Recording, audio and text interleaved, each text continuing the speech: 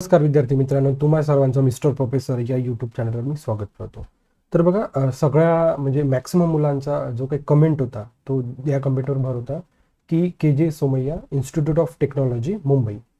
तर या कॉलेजचं फी स्ट्रक्चर काय आहे, ठीक आहे, या फी स्ट्रक्चरबद्दल मला एक डिटेल व्हिडिओ बनवायचा होता आणि मॅक्सिमम जणांचे कमेंट्स पण याच विषयावर होते. ठीक आहे, तर तुम्ही बघू शकता ही K Somaiya Institute of Technology, okay, Sion Mumbai west मुंबईचं कॉलेज आहे.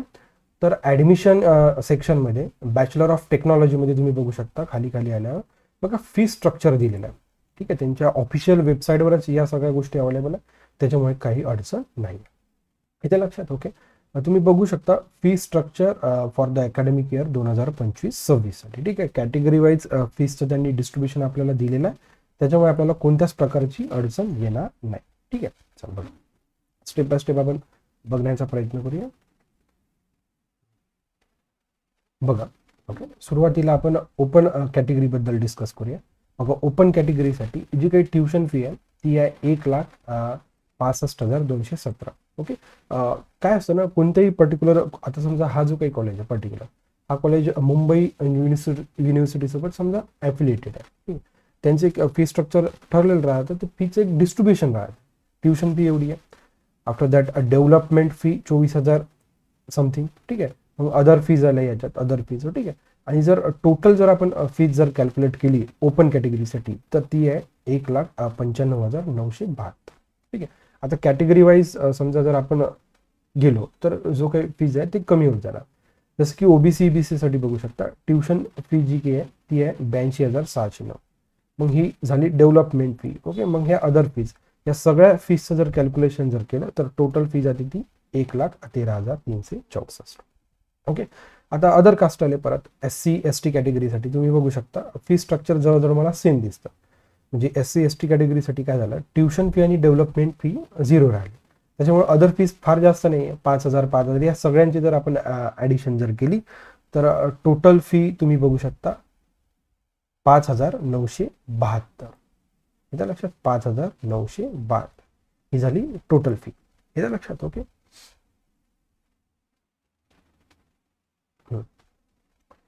आफ्टर दॅट नेक्स्ट कॅटेगरी बघा, विजे NT D SBC. ओके, त्यानंतर OBC आणि EBC गर्ल्स. ठीक आहे, म्हणजे कॅटेगरी आलं लक्षात. ओके, तर बघा याही विद्यार्थ्यांसाठी ट्युशन फी 0 आहे, डेव्हलपमेंट फी तर यांनी घेतलेली आहे.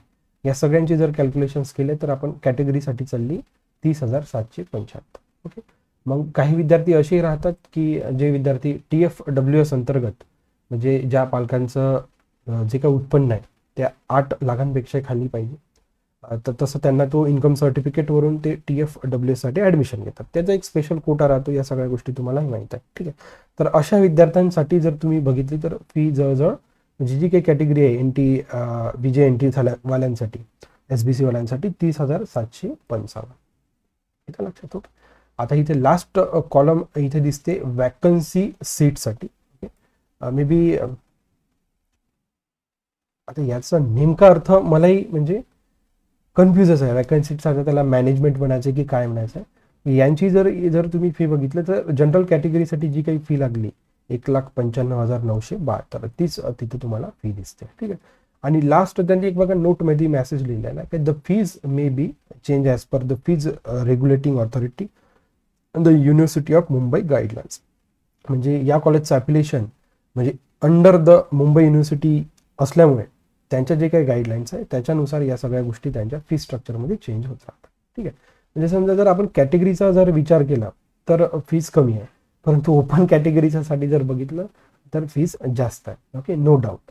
याच्या लक्षात, ओके, याच्या लक्षात.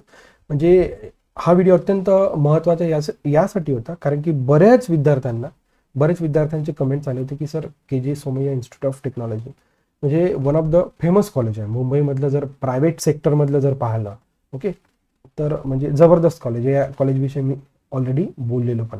ठीक आहे, आणि परत हे एक सांगून देतो की यांची एक काय म्हणू शकतो, म्हणजे अदर दॅन कॅप राऊंड, म्हणजे जर के सोमय्या इन्स्टिट्यूट ऑफ टेक्नॉलॉजी जर तुम्ही बघितलं तर 3 कॅप राऊंडपर्यंत या कॉलेजचं म्हणजे वॅकन्सी सीट्स अवेलेबल नव्हतं.